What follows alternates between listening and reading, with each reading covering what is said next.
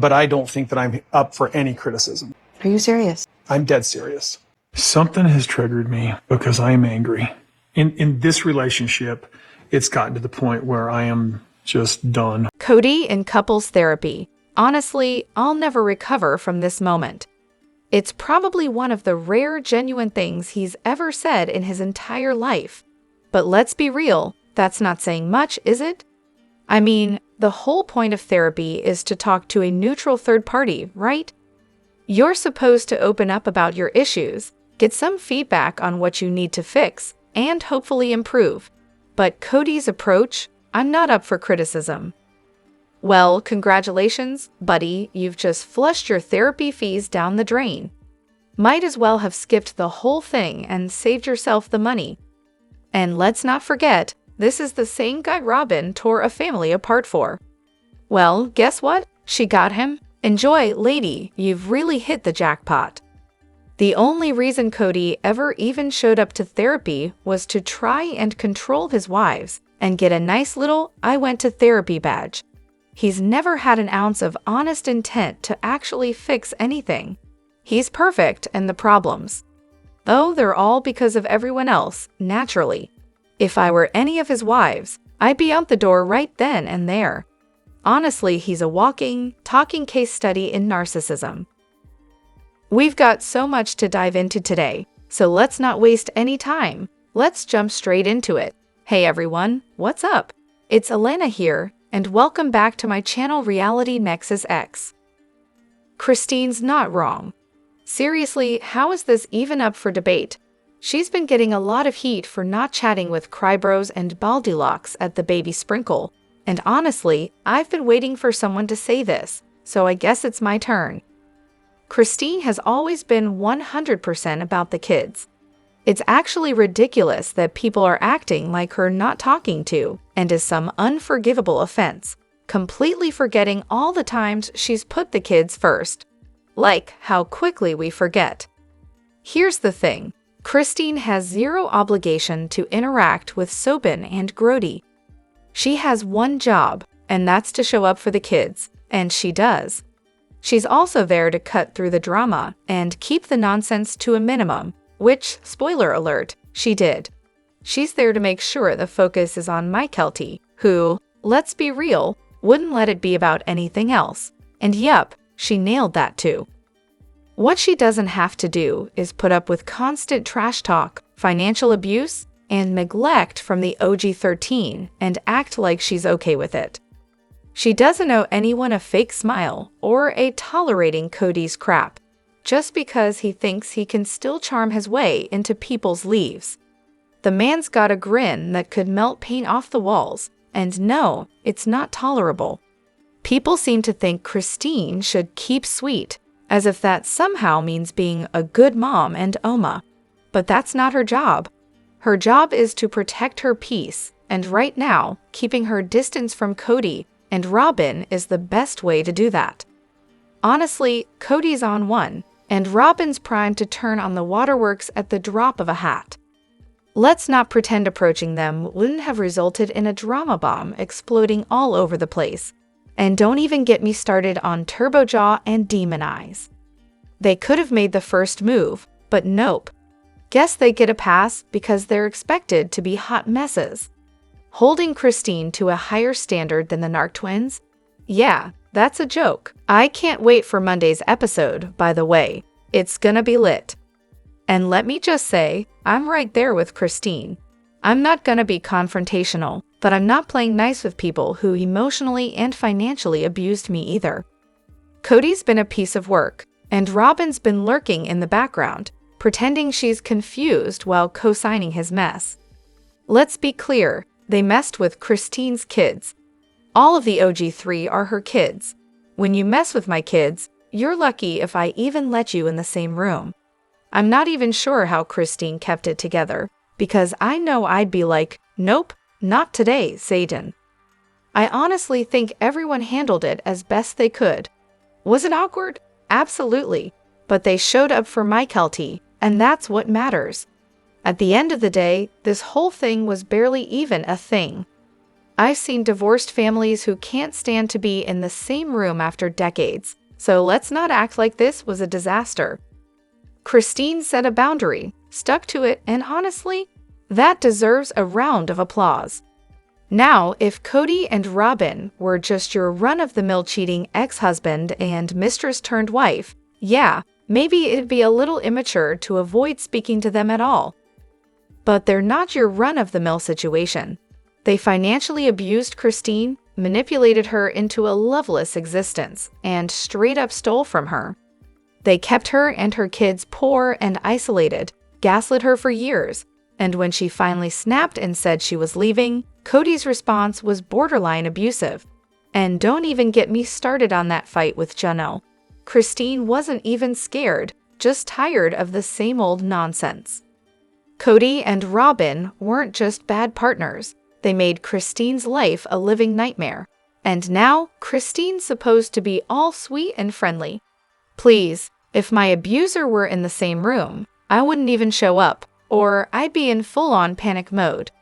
There's absolutely zero obligation for Christine to be nice to Kody, a man who's trashed her in public, neglected her kids, emotionally and financially abused her, and then handed all the money he stole from her to his favorite wife. The audacity of him even being allowed in her house is a miracle. She's lucky she didn't get a knife out while he was sleeping, though maybe that's why he took the door off the hinges. Honestly, Christine's restraint in showing up without starting a scene is all we can ask for. If the roles were reversed, I'd say don't even bother. Remember that weird scene with Kody and Robyn at the moving out showdown? That was their weirdness, not Christine's. Yet somehow, the focus is on her? Yeah, no, it's Kody and Robyn who are way off base here. Oh, Kody, where do we even begin with this guy? I get it, it's a reality show, and everything is cranked up for dramatic effect. But seriously, how is he so consistently cruel, even for television? Maybe he's not this heartless in real life, but on the show, it sure seems like he's trying to outdo himself in the soul-crushing comments department. Let's start with his constant lament about how marrying Meri was his biggest mistake. Sure, we all know people sometimes marry the wrong person. Maybe he and Meri weren't the perfect match. Fine, whatever. But when he goes on about how he wishes he'd never married her, it's like he's erasing Leon from existence. Like, Kody, buddy, if you hadn't married Meri, your child wouldn't even be here. That's not just a minor detail. That's Leon's entire existence. As someone whose parents should never have been together, I know what it's like to feel like the product of a bad relationship. But I'll tell you, my mom always made sure to say, yeah, I shouldn't have married your dad, but I'm so glad I did, because you wouldn't be here otherwise. That always meant something to me. And it's a shame Kody couldn't find it in himself to have even an ounce of that grace. His words are not only disrespectful to Meri, they're straight-up cruel to Leon, who exists because of that marriage. Kody's lack of acknowledgement is seriously cold. Honestly, this is why, despite everything, I can console myself for sticking around with my ex. Was he a nightmare? Absolutely. But my kids? Priceless. And they were worth every ounce of pain. If Kody could ever get out of his own head long enough to see the value in his own children, instead of just how many of them there are, maybe he'd grasp this too. But that's clearly not the case. Kody's don't want to talk about Maddie attitude. Classic. It's almost like the producers should just roll out a list of his kids and force him to say out loud what kind of relationship he has with each one. Maybe then we get a glimpse of what's actually going on in his mind. And let's not forget that if Kody had never married Meri, he wouldn't have any of his family, including Robyn and her kids. He's literally the definition of an ignorant fool. You're 100% right. It never even occurred to me until now. But it's heartbreaking how Kody seems to have just written off so many of his kids. After losing Garrison, one would think that would be a wake-up call, but nope, just more of the same. The way Kody acts like he never loved his wives is honestly baffling. Like, dude, does he not realize how petty that sounds? Sure, people understand falling out of love. It's a messy, painful thing. But to just claim he never loved them makes him sound like a monster, constantly playing the victim. It's not a good look.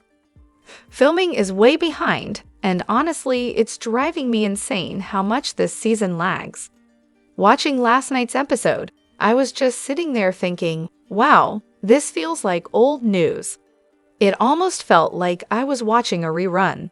Like, seriously, we had a whole scene where Christine is chatting about dating prospects, and a sprinkle for twins who are about to turn 2. Is this a time warp, or are we just stuck in 2021? It's pretty frustrating and hard to stay engaged when it feels like everything is happening light years ago. Does anyone else feel the same way? And don't even get me started on how we're now watching Christine date David after the wedding special already aired. Can we just catch up already? They really need to get with the times. If they can't release 2 seasons a year, at least edit the heck out of these episodes to cover more ground. What's airing now should have been filmed in fall/winter 2023, not 2022. Yeah, I totally get what you're saying. It feels like we're watching a repeat. Except it's not.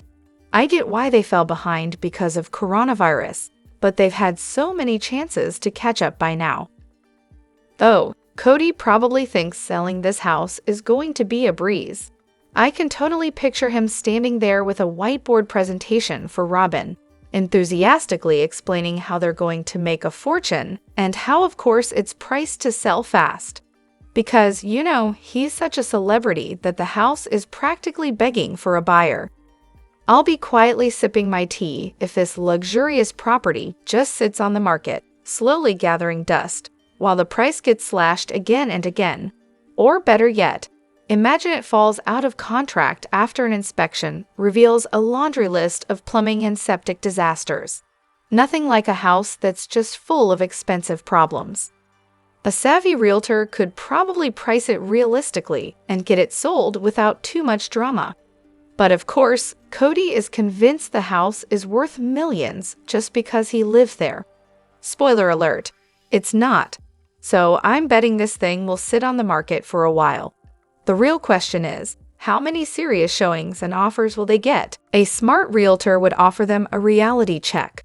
But oh boy, you'd be surprised at how many sellers, Kody included, think their homes are worth way more than they actually are, and they just don't want to hear otherwise. Houses at this price range generally take longer to sell anyway. They're custom enough to not appeal to every buyer, and let's not forget, it could end up back on the vacation rental market, attracting a whole different crowd entirely. But here's the kicker, Kody won't budge on the price. The house is outdated, needs serious work, and I'm sure potential buyers are already factoring in those costs. Plus the balcony situation, which, knowing Kody, is probably another fixer-upper situation. But hey, he still sees himself as a major star. So I guess he figures someone will throw money at it just because he lives there.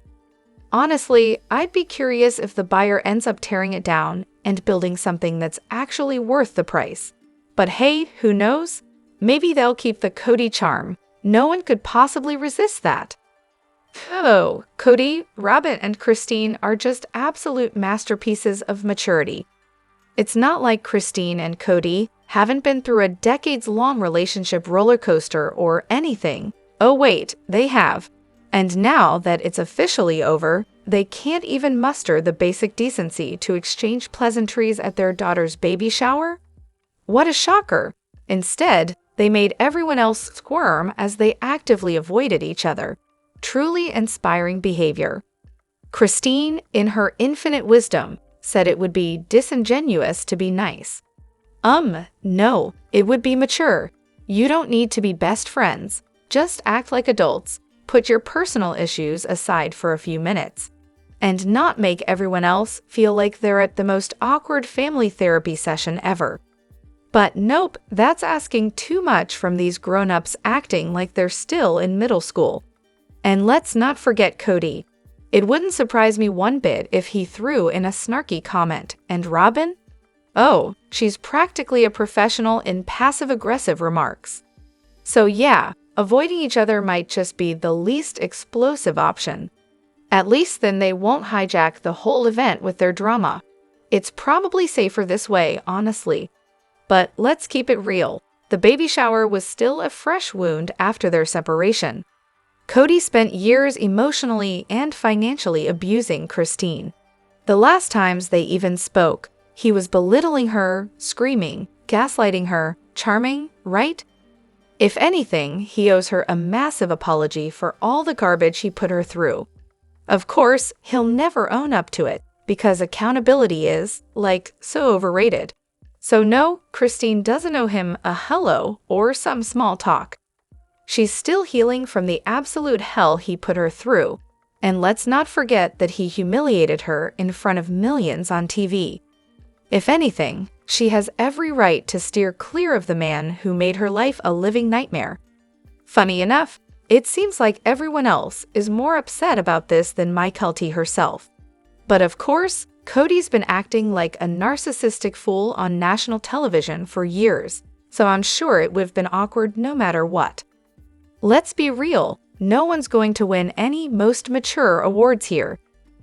Don't we all just need the honest, new and improved OG3 to spill the tea on MSFV now that they're finally telling the truth? I can't wait to hear them really unpack the utter disaster that was MSWV. Get ready for some honest, no-holds-barred commentary. What are they going to say now that they're free from all those pretend smiles and scripted drama? And seriously, how utterly brain-dead is Robyn for ruining that business when she had an endless supply of free marketing, thanks to the show? Talk about an opportunity squandered. I checked in on it recently, and it's now Robyn running it, with 2 friends by her side. Oh, and she's fully capitalized on Garrison's death by designing some special piece to sell, because why not? Tacky doesn't even begin to cover it. The whole gym thing had me howling. I thought Janelle was the one involved in that. And wasn't there a whole real estate saga too? I swear, there was an episode where Christine ended up on Kody's shoulders for an open house they were hosting. But apparently, Christine flat out told Mona that evenings and weekends don't work for her when Mona had been working 6 weeks straight. But hey, in Robyn's defense, it's not like this all started under her reign. I guess I was wrong about that part. Let me know what you think in the comments. Don't forget to hit that like button and subscribe to my channel. I'll see you in the next video. Take care and much love to you all.